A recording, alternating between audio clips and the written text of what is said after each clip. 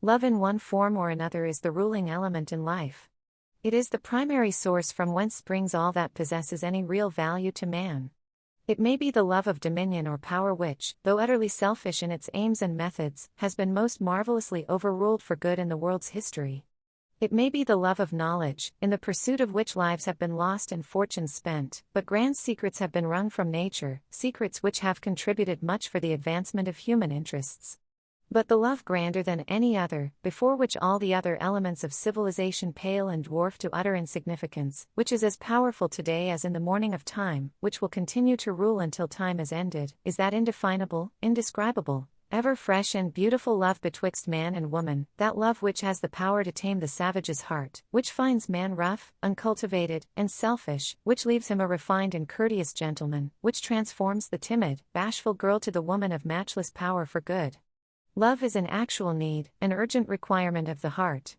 Every properly constituted human being who entertains an appreciation of loneliness and wretchedness, and looks forward to happiness and content, feels a necessity of loving. Without it life is unfinished and hope is without aim, nature is defective and man miserable, nor does he come to comprehend the end and glory of existence until he has experienced the fullness of a love that actualizes all indefinite cravings and expectations. Love is the great instrument of nature, the bond and cement of society, the spirit and spring of the universe. It is such an affection as cannot so properly be said to be in the soul as the soul to be in that. It is the whole nature wrapped up in one desire. Love is the sun of life, most beautiful in the morning and evening, but warmest and steadiest at noon.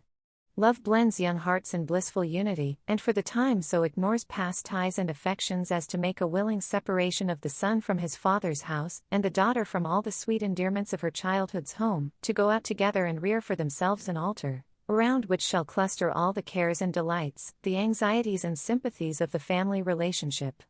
This love, if pure, unselfish, and discreet, constitutes the chief usefulness and happiness of human life. Without it there would be no organized households, and, consequently, none of that earnest endeavor for a competence and respectability, which is the mainspring to human efforts, none of those sweet, softening, restraining, and elevating influences of domestic life, which can alone fill the earth with the happy influences of refinement.